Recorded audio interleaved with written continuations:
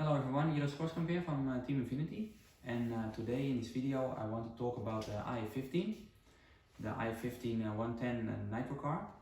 And as you know, this car is already out of the kit, very much complete. You don't need so many option parts. And today in this video I want to tell you about the package which is inside the kit, and it's called setting parts. And you pretty much can see it as a sort of option part which comes extra in the kit. And I want to show you what's all inside the bag, and I want to tell you a bit of how to use it, when to use what, and how you can have a benefit of these parts in this bag. So let's have a look. So let's open the bag and see what's inside. Some roll bars, all kind of roll center eccentrics, Diff eccentrics, Aquaman plates, and front roll bars. So let's start with the roll bars. First, the front roll bar. In the kit, standard in the car is 2.0, and in the special parts bag there's a 2.2 roll bar and a 1.8mm roll bar.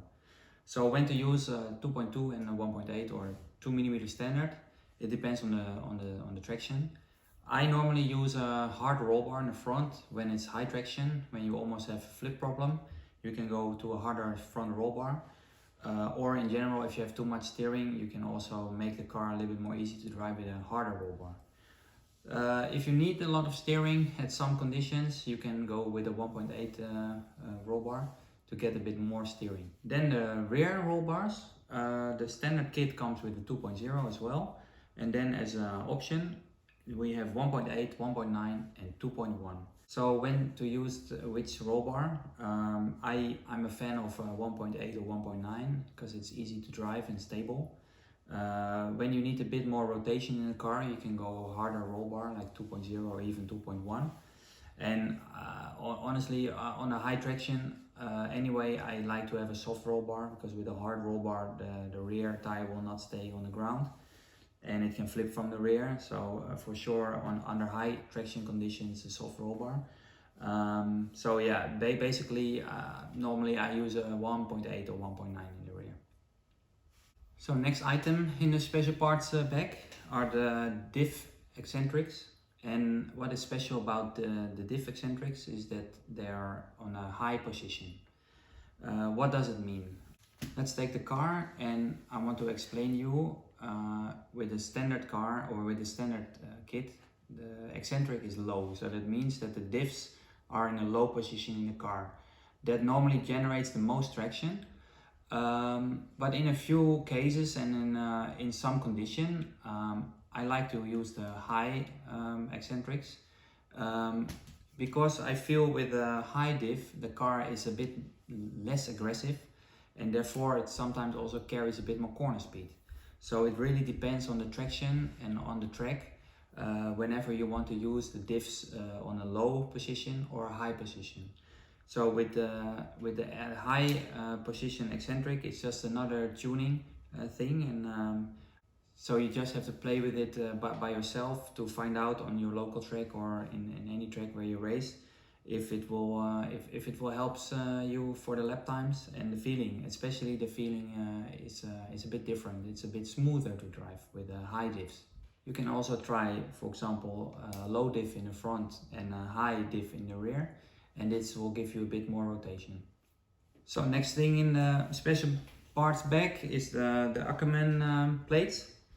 And I'm not sure if you can see it, but there's a standard in the kit, there's a 10mm, and in the bag there's a 11mm and a 9mm. So what does that mean? Well, the Aquaman is the way the steering works, so the way how many angle this wheel has compared with this wheel.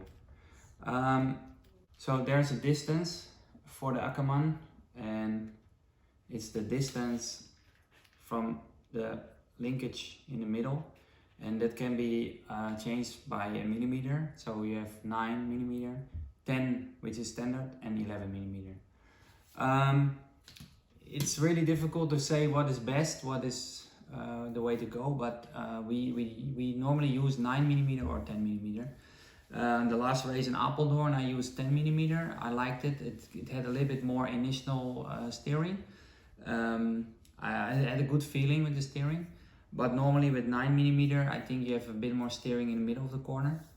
But yeah, again it depends really on the track and your own style. So just try it for yourself, and let's see. Even the other way around, if you want to try the 11mm, maybe some track it also can work. So it's really up to your own feeling. So last but not least, these are Eccentric bushings for the front roll center and for the rear roll center. The rear roll center, you can see these bushings.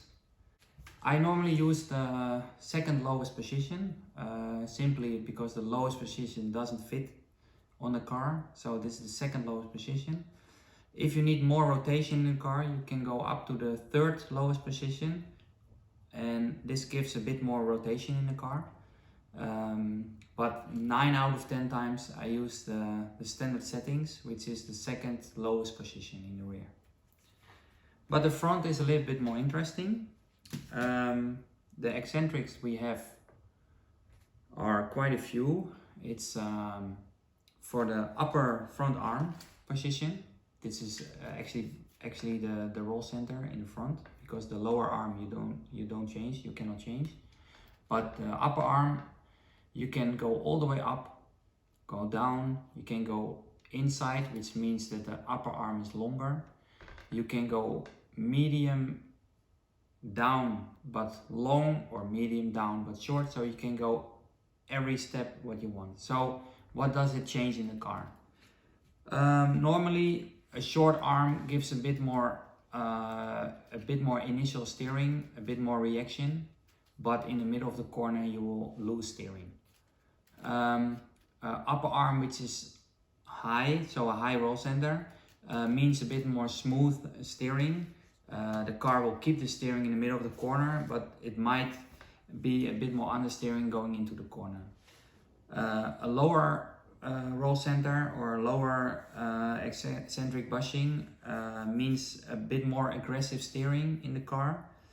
So it again depends on the track and the track condition. I recommend on high traction to use the eccentrics that the upper arm is on a high position, and normally also in a long position. And when you lack steering or you come to a medium traction track, I normally use the eccentric down and in the middle position to give a bit more steering in the car. But again, just try for yourself and see what you feel is best. So these are the explanation about the special parts bag. I hope this helps you fine-tune the car, and see you next time.